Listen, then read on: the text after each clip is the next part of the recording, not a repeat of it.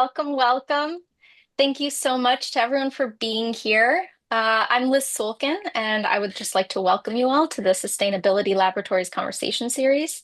Thank you again so much for joining us today. It's shaping up to be a really fantastic conversation. Today, it is my special privilege to introduce you to Farah Naz. Farah is a climate change strategist, author, and sustainability expert with 20 years of experience across the US, UK, Southeast Asia, and the Gulf region.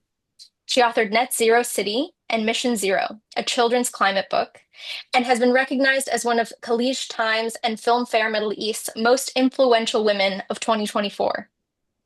Known for driving sustainability in iconic projects like the Museum of the Future and Expo 2020, she also led carbon neutral efforts for COP28. A chartered engineer, lead, and well-accredited professional and STEM advocate, Farah pioneers innovative frameworks to build sustainable, inclusive cities worldwide. With that, I'd like to turn it over to the founding director of the Sustainability Laboratory, Dr. Michael Ben-Eli. Hi, Dr. Michael Ben-Eli. Thank you, Liz. Thank you very much. Thank you, everyone, for joining us. And of course, thank you, Farah. It's a real joy, a real pleasure to have you on this conversation. Following this formal introduction, maybe you can introduce yourself in a more personal way to the audience. Tell us a little bit about growing up, about milestones in your development, important inspiration, influences, key mentors. What made you what you are today? The making of Farah Naz. Please. Thank you so much for having me today, and thank you so much for all the online viewers for being with us for next some time. The time is precious, so I'm really grateful to have all of you joining us. So I'm an engineer, and I'm a mother and an author. Lived and traveled in several places. I am going to share a bit of slides just to share a little bit of my journey. So I hope you can see my screen. I've lived and worked in several places, States, Southeast Asia, UK, and now in Middle East. Growing up, my father was a civil and infrastructure engineer, so I grew up in a very engineering and architecture environment. I did my architecture for 4 years and then engineering for a few years. So I graduated as an engineer and then worked for a few years globally in different parts of the world. I ran my own company in Southeast Asia. And then I went back to school again in Architectural Association in London to study environmental design.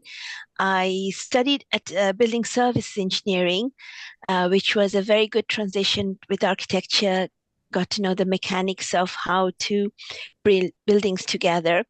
But very recently, I think one of the things I'm really interested is COP28. It's one of the projects we worked. I work for AECOM, one of the largest infrastructure company, and I'm the director of ESG and innovation. I look after Middle East and Saudi Arabia market. And currently I'm working also as an advisor for Bilbao Metropoli, the city of Bilbao, looking at transition. So there's quite a bit happening. My journey in NetZero, I'm mostly known for NetZero. Started maybe 12 years ago with UK's first NetZero school. And then I worked with City of Copenhagen looking at their NetZero transition. That was like 12, 15 years ago. And then in the Middle East, I've been involved Museum of the Future, the Expo Pavilion with Grimshaw's and Jeune Nouveau in Louvre Museum in Abu Dhabi, and as well as BIA headquarters by Zaha. So it's been an interesting journey. I did find some time to write some books. So the first book I wrote, NetZero City, was very much focused on making NetZero easy and understandable for audience. The second book, published during COP28 and launched during Blue Zone, talks about food, energy, and water nexus. And the idea was to make net zero transition very easy for children, so they understand and they become the future leaders. The last one, which was published a few weeks ago, I wrote a chapter on the implementation of net zero for our cities and communities. So which is quite interesting because for me, it's not just a concept. And right now, you're working on 10 plus projects in the region where the concepts are being implemented in different scale, shape, and form. And we're seeing the transition towards a clean energy transition.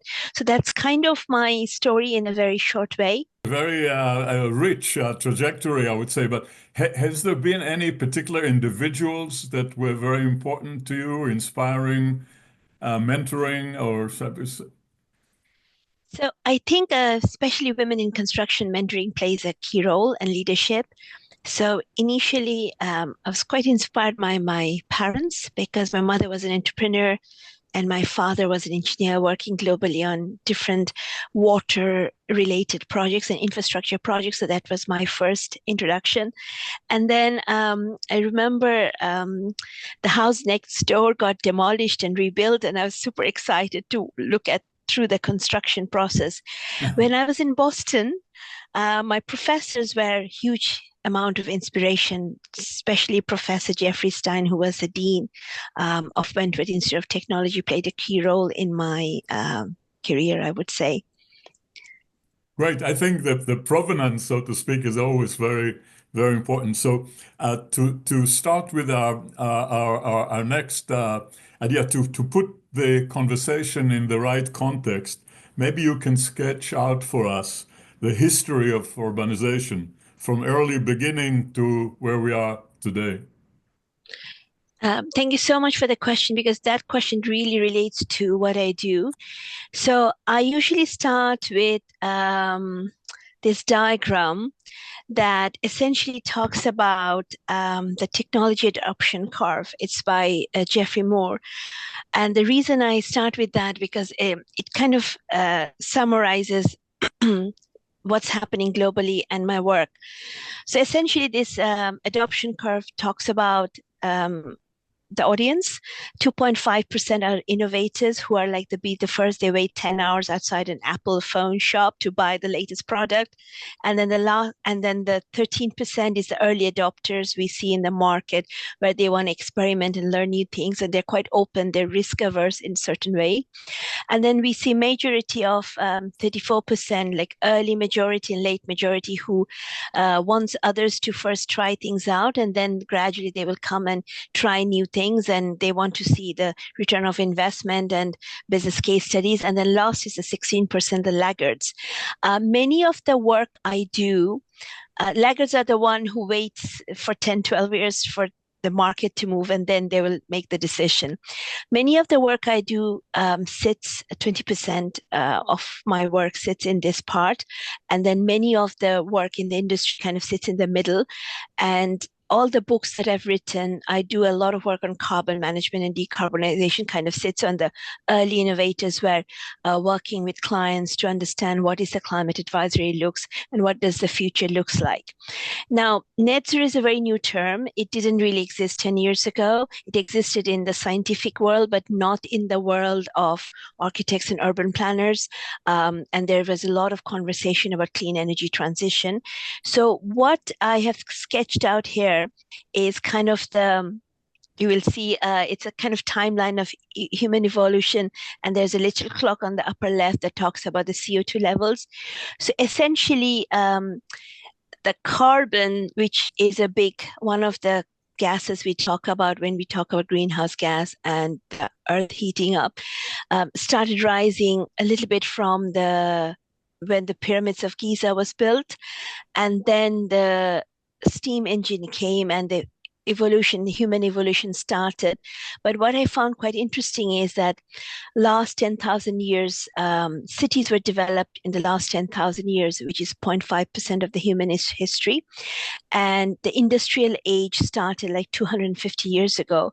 And during that point, a lot of decisions was made as a growth factor for our generation, which caused a lot of carbon to be emitted. We didn't know much about how this would really work out.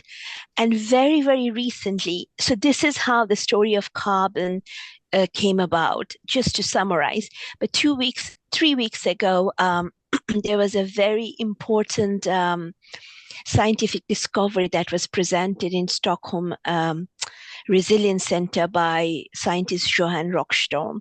And I would just like to play this video and then walk you through, because it's the latest scientific discovery, and it essentially talks about that as humans, we went through 2 generations of quite ice ages, and we survived through it. But this climate and biodiversity challenge that we are in, and the temperature that we're talking about, why it's a big factor. So I'm just going to play the video, and I hope you can hear. Domesticate animals and plants, and then we take off on the civilizational journey as we know it. This is what I call the narrow part of the life corridor. It's a 14 degrees Celsius world plus minus 0.5. So when we published the first planetary boundary paper, according to the journey you saw downstairs, the evidence showed this was a plus minus 1 degree Celsius. It's actually now narrowed down to 0.5. So all the variabilities during the past 12,000 years, the medieval warm period, the little ice age, everything of that occurred inside this corridor of life. But if you pull this corridor of life now, and this is the new evidence, all the way back 3 million years, we've never exceeded 2 degrees. That's Kali's point. The warmest temperature on Earth, according to the latest science, is that we've never exceeded 2 degrees Celsius. Here you have the so-called Milankovitch cycles. These are the 100,000 years of ice age, 15 to 30,000 years of warm interglacials. We've had 8 of those interglacials over the past 1 million years. This is the last one, the one that we have benefited from for developing our civilizations. And modern humans started here. So we have, as modern Homo sapiens, lived through 2 ice ages and 2 interglacials. So the conclusion is very simple. This journey is pushing ourselves out of the corridor of life that enables civilization that we know it, the broad corridor of life where we've had modern humans on planet Earth, and there's no scientific evidence whatsoever that we can, with dignity, cater for soon 9 billion fellow citizens on planet Earth outside of this corridor of life. Actually, 3.1 degrees Celsius, the last time we had 3.1 degrees Celsius is outside of the Quaternary.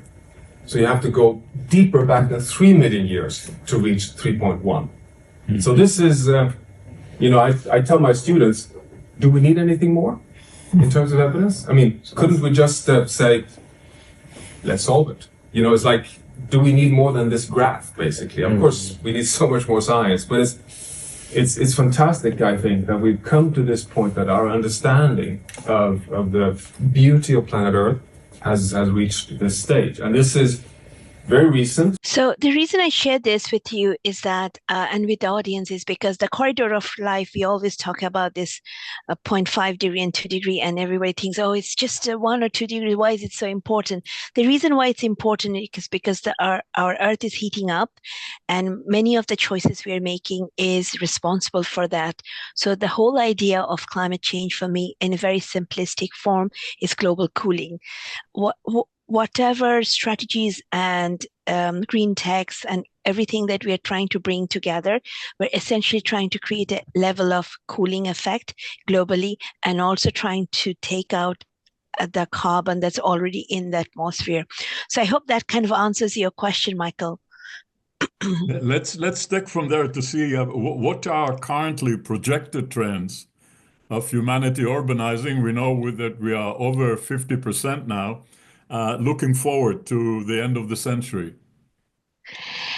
Thank you. So there are a few trends that we are constantly seeing. One is the climate smart. We call it climate smart cities. So smart cities, the idea of smart cities existed for, I think, 15 years ago, but 7-8 years ago, UN changed the definition and called it climate smart cities. And what we're seeing is there's a lot of countries, more than 1,000 cities have signed up for different commitments to make cities more climate smart. That's looking at the future climate scenario and understanding what is our response to this heat. Net zero is a terminology that we often see. Essentially, it talks about how we are consciously leading our lives and choices that we're making. Very recently, COP29 is for last few years, we're talking about nature and nature positive infrastructure, because we know that globally we're building a city the size of Paris every single week. And we also know that cities are becoming big places of people gather. So, and even though cities consume only 3% of land, they are responsible for 80% of global waste and global emission. We also know that one of the biggest material that we use for cities, cement, that just the cement production is 8% of global greenhouse gas emission. So the biggest trends we are seeing is that how to make not just our buildings, but spaces in between our buildings and our cities more climate conscious, climate resilient. Nature is playing a big role in terms of nature positive infrastructure. And one of the biggest trends we're seeing, another one, is not just clean energy transition, but the interdependency of food, energy, and water nexus. I live in Middle East, and for here, 60% of energy consumption goes into desalination of water. So the interrelationship of food, energy, and water nexus to decarbonize our cities and communities is extremely, extremely important. I would like to play a short video now, because 3 weeks ago, New York Climate Week was held, and one of the big conversation during that event was the nature. So we as AECOM worked with WWF and FIDIC, and there's a tool that was developed. It's called Nature Risk Tool. The idea of the Nature Risk Tool is to understand what are the investment decisions that's going in building our future cities, and what is the climate risk. Now, when we do an environmental assessment, it takes 2 to 3 weeks to get the assessment, get all the data. But this is AI generated, and I think this is a positive use of technology and AI, where the nature's risk is identified in half an hour. So I'm just going to play the video now. As the world addresses the challenges of climate change, biodiversity loss, and social inequality, there's an urgent need to transform the way we plan, finance, and deliver infrastructure projects. The AI-powered Sustainable Markets Initiative Nature Risk Tool is forward-looking and decision-useful. Developed by AECOM, it allows developers and investors to optimise nature-positive elements at the optioneering and site selection stages of infrastructure projects. Rather than replacing the environmental assessment process, the tool anticipates potential environmental risks, pollution, biodiversity loss, geological hazards, among others, that might otherwise only emerge at a later stage. This enables organisations to make design changes early on, at a time when they are more cost-effective and easier to implement. How it works. The tool allows users to assess the nature-related risks and opportunities of any proposed infrastructure project based on its location, type, and scale. It splits the world into biomes, unique geographical areas characterised by climate, vegetation, and wildlife, ensuring its outputs are relevant to the specific environmental context of each project. It also aligns with the LEAP framework promoted by the Task Force on Nature-Related Financial Disclosures, providing insights into the ecosystem of services at risk. This may include potential dependencies a project could have on these services, how planned activities could impact the ecosystems further, and even how these risks may impact the organisation itself. Our nature risk and ecology experts transformed complex data from more than 30 diverse sources into simple, user-friendly visualizations and descriptions. These are then overlaid onto the chosen site location, identifying specific nature risks and providing clear, actionable insights. AI-generated reports provide scientific descriptions of the biomes and any potential mitigation strategies. The reports benefit from the expertise of our ecologists, who have reviewed the content to ensure accuracy. By integrating the SMI Nature Risk Tool into the earliest stages of project planning, decision makers can now assess environmental and ecological hazards at any potential site and its surrounding area before a project even begins. This results in better outcomes for developers, investors, and above all, the communities, people, and planet we all serve.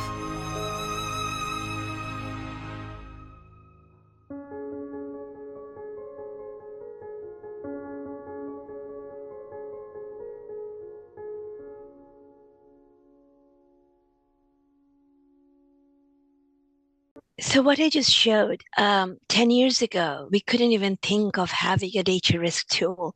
We couldn't even think of generating an environmental impact assessment in 30 minutes. But now the speed of production, the speed of construction, especially the part of world where I live, is so fast. And having the conscious ethical use of AI to work with us to better understand our world, I think is very positive. And these are one of the positive trends that we are seeing. And the fact that it's linked with investments, it's linked with impact investments, that really makes a positive sense, because then we can align the climate investments, the climate finance with the climate transition. And I think that's what we want to see as the biggest trends. This was also one of the big conversations during COP29 in Baku, which is called the Climate Finance COP. I hope that answers your question. This is a really exciting, positive development that I wasn't aware even on the extent of it. Really fantastic. But from the viewpoint of population, do you think that the trend will continue towards almost 100% of humanity living in urban areas, or will it be arrested at any time? So it's very interesting. We are seeing that cities are becoming quite busy with people and innovations. These are like innovation. For me, a city is an innovation hub. But we are also seeing trends of people who were, I think always people would want to live in isolation and not in a city. So it's a very interesting question, especially in this part of the world where new cities are being built, where there's nothing because there's a lot of population and a lot of housing is required. UK is currently having a huge housing crisis and they're building more housing. So it's a very, I think globally we will shift in the next 4 years as fast as we shifted in the next 20 years, because our choices are being impacted. We're becoming more conscious in a conscious way of living. And I think the biggest thing is, how do we create the lifestyle that we want that's more conscious towards ourselves? So I think it's a bit difficult to respond, but we are seeing trends from a built environment perspective on cities, as well as smaller communities where off-grid, and they're building their own community by themselves. That was the next question that I was going to get into, the smaller community dispersed. I think there's been a tremendous evolution in kind of off-grid technologies that can support dispersal of humanity rather than coming together in big megacities. Do you think that that will affect the trends in urbanization in sense of the size of cities and the number of people that congregate in them? Of course, because I think we will be seeing more people and more trends going into building these smaller off-grid communities. We are seeing it globally happening quite a bit. There's an amazing off-grid community called Findhorn in Scotland, where I spent a lot of time and learned a lot. And it was one of those early communities were built by few architects together. There's amazing communities in India. We see Auroville, which is known worldwide for its amazing architecture and sustainable way of living. And we're finding quite a lot evolving in this part of the world as well. So I'm really looking forward to seeing how these trends are evolving and how they will impact the way we live and make our choices. Now, cities obviously represent ecologies where all the sustainability issues tend to converge. You mentioned already some: energy, food, water, waste, transportation, governance, community, and more. How do you see this reality, and can you point to a couple of outstanding success stories in that regard, cities that are really representing models? So I think here I would like to touch on Expo City in Dubai, which was built out of nothing in only 3 years, 3 to 4 years. And I think the biggest story that we have in Expo City in Middle East in Dubai is that it's built from learned experience from other cities. It's kind of like a microcosm, a pilot case of how people and experiences comes together and creates something out of nothing. And the community that has developed since the Expo City was built is tremendous. Each of the building has a sustainability story. There's a community level story. And in this part of the world, the climate gets really harsh. So we spend a lot of energy on cooling and generating clean water. And Expo City is one of the cities where these different technologies, material choices, carbon emission have been tested and proved. Each of the building is functioning as net zero. And right now, the Expo City is going for a community level net zero certification. Now, why is this important? Because from this part of the world where even to get clean drinking water, we have to use energy, where food is half of the food is flown in. Creating a building, a community, knowing that it's possible to do, understanding the lessons learned, and also what doesn't work is very important. I think we live in a society where we are obsessed with success, but knowing what doesn't work and what are the failure stories is so important. It creates our own story and contextualized story. So I think for in the Middle East, there are pockets of success stories in buildings, but in a city level, that plays a big role. The other one I would say is Sustainable City, which was developed 10 years ago as a pilot case study just out in Dubai. And now there are 6 or 7 sustainable cities are being built. So I think having a contextualized pilot case study and seeing the reality and the behavior change is very important. One of the big things we talk about that climate change is it's not just about the technology, it's about the behavior change and how we are making conscious decisions. So yes, seeing these case studies growing up, learning from it, and seeing people's reaction to how they're living these lives is very, very important, because it creates that momentum and that ecosystem of entrepreneurs and ideas coming together and creating something out of nothing to serve humanity. Years ago, everybody was talking about Curitiba in Brazil. I wonder if you know what's been happening there since. Unfortunately, apologies, I don't have the updated information on that. Okay, not to worry. So let's talk a little bit about cities and climate change. Many cities are particularly vulnerable to climate change. Can you highlight for us the major urban-related climate change challenges? So I think one of the biggest challenge is energy, food, energy, and water nexus. And we find these interconnectivity of these three are one of the biggest challenges. Many times the city infrastructure is not ready to transition to a non-fossil fuel industry. I was just looking at the numbers. So during COP28, there was a big conversation of tripling of renewables. And we just finished COP29, and we identified that there's from now till 2030, we need 11 terawatts of electricity generation from renewable sources. And right now in 2024, we identified there's a shortfall of like 4 terawatts. Now, what does it mean? It means that from now till 2030, we need $570 billion investment. That means apologies. In 2023, there's only $570 billion was invested on renewable energy globally. But from now till 2035, each year we need $1.5 trillion investment per year. So there's a big gap. That's why in this year's COP29 is called Climate COP, because it's about financial decision making. The reason I'm sharing this is because energy is a big part of the conversation. Food production is also a big part of the conversation. And we often find this part of the world, how we are generating our food, generating our energy, there's a big interrelationship. Now, Somewhere in Europe, their transition is different.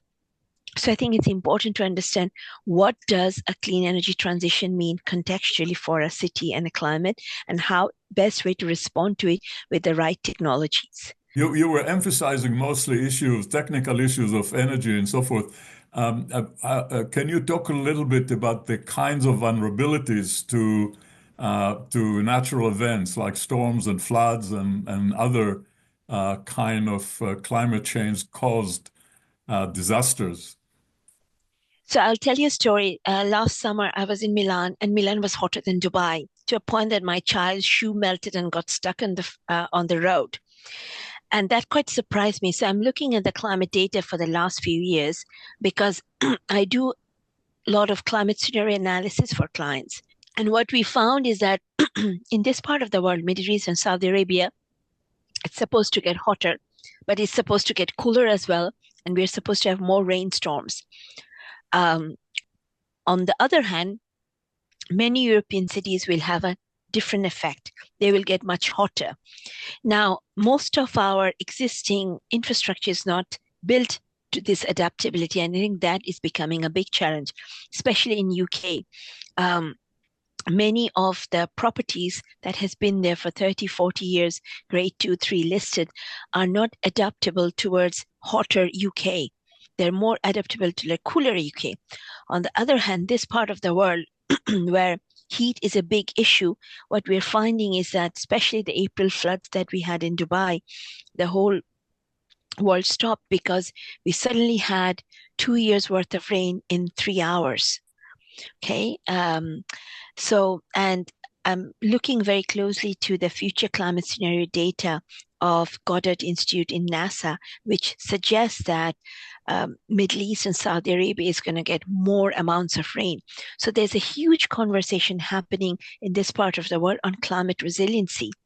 How do we build climate resiliency in our cities and communities? Now, 10, 15 years ago, US faced a lot of natural calamities. Different hurricanes came in. And one of the work AECOM has done with US government is to create a climate risk index. So if you go to FEMA website, you see a huge, the whole US has been mapped on climate risk indexes to understand what is the infrastructure risk of different climate scenarios. Why is it important? Well, we can't stop natural disasters from happening, but what we can do is becoming more resilient, how we react to them. And once a disaster takes place, we're better prepared. And also stranded assets become a big question. How do we take care of our stranded assets when a disaster has taken place? There's a lot of lessons learned in the US could be replicated in other parts of the world where the climate is changing so fast, and we have to right now globally look at our policies and really look at the future climate scenario of each of our countries to identify, okay, how do I better prepare my citizens for more rainstorms or more heat island effect? I was looking at the data of the effect of climate change on health. And people are having climate anxiety. There's a lot of heat-related issues. And COP28, there was a big conversation about air conditioning. That's why a global cooling pledge was launched during COP28, because we identified that from now till 2030, 260 billion air conditioning units are going to be sold, which means that these units need to be really highly efficient to reduce our energy consumption. But there is also data showing that there are countries where there's no cooling and people are severely affected. Their health is severely affected due to this heat island effect. So we are facing a very challenging world where heat and flooding, these are becoming part of our life. And I think the smartest way to address this is to find out what is the most effective way to serve humanity through the technology we have, climate finance, and bring it together in a coherent manner. Now, obviously, the issues that are involved here are complex and multifaceted. How do you see the role of system thinking in urban planning? Obviously, at the lab, this is one major topic that we try to focus on. And what are the main drivers of transformation towards the net zero city. You talked about drivers. I think that's a very important topic. Let's look at that. So I'm going to start with when we talk about net zero, there are already countries that have achieved net zero, what you're seeing on the screen. But these countries have a different challenge. They are afraid that they're not going to stay as net zero because most of these countries have a huge carbon sinks, either they have huge trees and forests and deserts and water body. But for the last 10 years, my work has been very focused on the systems thinking approach to net zero. And with Langdon Morris, we co-authored a book together called Net Zero City. And essentially in Net Zero City, we talk about a 4-step process: assess, act, accelerate, and achieve. And it provides a systems thinking guidance, if I may say, of how we have to assess, act, and accelerate and achieve. But the key part we talk about in the book is what you see on the left side of the screen. The circular economy, data science, energy, food, energy, water nexus, urban design and innovation, and governance policy. What are the questions we have to ask, whether it's a public sector, private sector, an investor, to start this conversation, assess. This is downloadable in Net Zero City book. You can download and use it for free. But one of the key items that we are presented here is the questions that we usually ask when we are working with clients and developers and investors to establish a systems thinking approach towards climate adaptation or net zero transition. The second part of this is a 10-year plan. And the way we did this is because first you have to assess or of all the layers. It's not a linear process, it's a multi-dimensional process. We need to use the power of participatory planning and all the stakeholders involved to understand, okay, what is the finding of this assessment? And then we create a climate action master plan. Many cities have done this very beautifully. Vienna is one of those cities, Sydney is one of those cities. And then year 2 to 4 is where all the findings are implemented in pilot case studies to understand the impact of those learnings. And once the learnings are identified, then we go back and change and update the policies. And that's when we do year 5 to 7 is all about systematic. That's when the learnings are measured, understood, and there's assessments taking place to really understand what decisions didn't work and what decisions work. And this is where the climate technology comes into place. As per UK Green Building Council, we already have the technologies to address climate change. What we require is a climate finance and appropriate usage of these technologies for different parts of the world, which is context specific.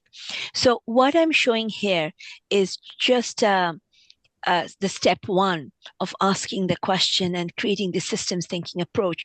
But what we also do is London School of Economics came up with this amazing cities framework where they talk about cities in 5 layers. One is livability, one is economics, infrastructure, governance, and then health and well-being. And what's very important is that many cities have come up with different ideas. Whichever is adopted, as long as there's a systematic approach to integration, to learning, creating the goals and understanding how to implement them, having a pilot case study, learning from it, and then optimizing the policies and governance, that's so important. What we often find is that the policies are not updated fast enough, or there's not enough incentive or financial motivation to take certain decisions. So the idea is to work with different cities globally to do orbital jump in a way on these situations. It doesn't always work, but sometimes it works. And those are, I think, something we have to accept and keep going. If you had the job to plan it and manage it, what will be how would you characterize the main steps that are key to an effective zero city roadmap? I think the key steps is if we take any city to, for example, city of Boston, for example, to understand how the city is performing, where the city is not performing, what are the key, like a health check of a city. We call it climate readiness, net zero readiness analysis. Really understand, is the city ready for a net zero transition? I usually do it with a visioning workshop where we work with the city officials to create a 3-step process. First is business as usual. What's happening in the city? What are the motivators? Where are the fundings? Where is funding required? Where the investors are coming? Just to create a business as usual, what we would normally do if there was no intervention. Then we do the scenario analysis with all these, the step 1, what you see on the left side of the screen, on all these topics with the city officials, government, private sector, and investors to see what does a stretch scenario for a city look like. And the stretch scenario might be for a city, we want to become zero waste, or we would like to become a zero water. It can be different, or we would like to grow 60% of cities' food within our cities. So those stretch targets are then identified, and then working with different ministries, they're identified as KPIs for those ministries to take it forward. And then we do a pioneering, which is the last step. So it's a 3-step process, and that can be a 5 or 10-year plan for any city. But essentially, is to have a future foresight of the city and then walking backwards to see what good looks like. I think we live in a world where we constantly have to rethink what good looks like. And once we have achieved something, we have to move the baseline. So business as usual is essentially creating a baseline.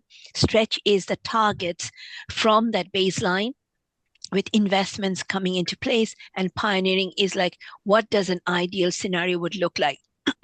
Usually a roadmap like this would then have it's kind of like a 1-pager, and then all the actions, the downstream works can come together and bond towards a more comprehensive approach. Does that answer your question, Michael? Yes, I think so. Thank you. There is another aspect to the urban reality that is kind of perhaps hiding behind all these fascinating facts, and that's the reality of the megacities, especially in developing countries, that really represent a very disturbing sustainability challenges in terms of their quality of life, in terms of the infrastructure, in terms of services, all the other things that makes the community thrive. So what is your view about the betterment prospects, if you like, during this century in the big cities like Mexico City, Jakarta, Cairo, all the places where you can see a part of human living reality that is not very attractive? So I think there's pockets of excellence and pockets of resistance. And I think it's very important to identify what success looks like for each city and why. And we really need to bring humanity at the center of this conversation. So a few years ago, C40 Cities ran 100 Resilient Cities exercise, if I may say, and it looked at 100 cities, the way cities are functioning, what good looks like for them, what is business as usual, what is stretch, what is pioneering. And what came out of that program is different strategies and ideas and solutions that could be implemented in a city level for these cities to grow, evolve, and become the better version of themselves. I truly think we need another C40 Cities, another 100 Resilient Cities project like that, because these cities were funded to really give them the opportunity to identify what good looks like. Now, there are cities where they struggle with basic needs of food, clean water. Their challenge is very different than a city that has those basic needs and they're thriving to be something else. So I think contextualization of the city's needs and really identifying what is the right technology for that city is so important. I'll give an example. There is a gentleman, villages in Bangladesh, that's developed these solar panels and light out of water. It's everywhere in the world. and they are using that light bulb, which is it uses less energy for the children to do their homework and have a bit of an extended day of time to finish their cooking in the evening. So, these kind of small micro innovations can play a huge role in a family and a community's life. But that specific innovation might not work in another place.